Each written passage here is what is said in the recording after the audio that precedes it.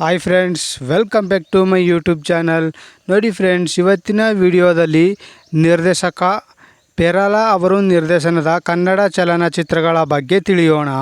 ಅದಕ್ಕೂ ಮುಂಚೆ ಯಾರೆಲ್ಲ ನಮ್ಮ ಚಾನಲ್ನ ಸಬ್ಸ್ಕ್ರೈಬ್ ಮಾಡ್ಕೊಂಡಿಲ್ವೋ ಅವರೆಲ್ಲರೂ ಕೂಡ ದಯವಿಟ್ಟು ಇವಾಗಲೇ ಸಬ್ಸ್ಕ್ರೈಬ್ ಮಾಡ್ಕೊಳ್ಳಿ. ಹಾಗೆ ಪಕ್ಕದಲ್ಲಿ ಬರೋ ಬೆಲ್ ಐಕನ್ ಕೂಡ ಪ್ರೆಸ್ ಮಾಡಿ.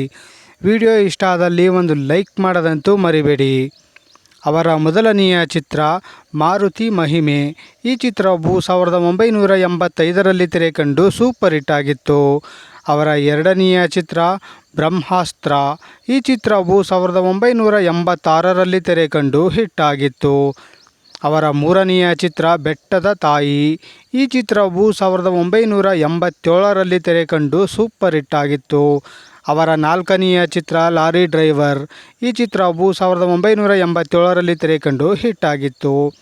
ಅವರ ಐದನೆಯ ಚಿತ್ರ ತಾಯಿ. ಈ ಚಿತ್ರವು 1987ರಲ್ಲಿ ತೆರೆಕಂಡು ಹಿಟ್ ಆಗಿತ್ತು.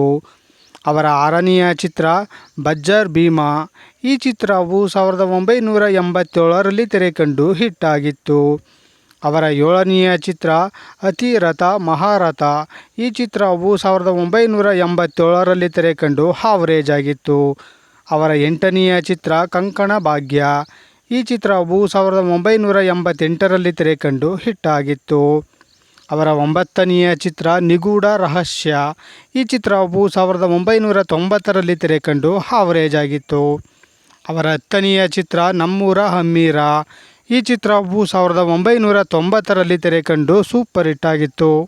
ಅವರ ಹನ್ನೊಂದನೆಯ ಚಿತ್ರ ಆವೇಶ. ಈ ಚಿತ್ರವು 1990ರಲ್ಲಿ ತೆರೆಕಂಡು ಹಾವರೇಜ್ ಆಗಿತ್ತು. ಅವರ ಹನ್ನೆರಡನೆಯ ಚಿತ್ರ ನನ್ನ ತಂಗಿ. ಈ ಚಿತ್ರವು 1992ರಲ್ಲಿ ತೆರೆಕಂಡು ಹಾವರೇಜ್ ಆಗಿತ್ತು. ಅವರ 13ನೆಯ ಚಿತ್ರ ಮುತ್ತಿನಂಥ ಹೆಂಡತಿ. ಈ ಚಿತ್ರವು 1995ರಲ್ಲಿ ತೆರೆಕಂಡು ಹಿಟ್ ಆಗಿತ್ತು. ಅವರ 14ನೆಯ ಚಿತ್ರ ಜೇನಿನ ಹೊಳೆ. ಈ ಚಿತ್ರವು 1997ರಲ್ಲಿ ತೆರೆಕಂಡು ಹಿಟ್ ಆಗಿತ್ತು. ನೋಡಿದ್ರಲ್ಲ ಫ್ರೆಂಡ್ಸ್, ನಿರ್ದೇಶಕ ಪೆರಾಲ ಅವರು ನಿರ್ದೇಶನದ ಕನ್ನಡ ಚಲನಚಿತ್ರಗಳ ಬಗ್ಗೆ ತಿಳ್ಕೊಂಡ್ರಲ್ಲ.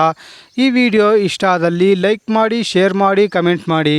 ಹಾಗೆ ಯಾರ್ಯಾರೆಲ್ಲ ನಮ್ಮ ಚಾನಲ್ನ ಸಬ್ಸ್ಕ್ರೈಬ್ ಮಾಡದೆ ವಿಡಿಯೋ ನೋಡ್ತಿದ್ದೀರಾ ಅವರೆಲ್ಲರೂ ಕೂಡ ದಯವಿಟ್ಟು ಇವಾಗಲೇ ಸಬ್ಸ್ಕ್ರೈಬ್ ಮಾಡ್ಕೊಳ್ಳಿ. ಹಾಗೆ ಪಕ್ಕದಲ್ಲಿ ಬರೋ ಬೆಲ್ ಐಕನ್ ಕೂಡ ಪ್ರೆಸ್ ಮಾಡಿ.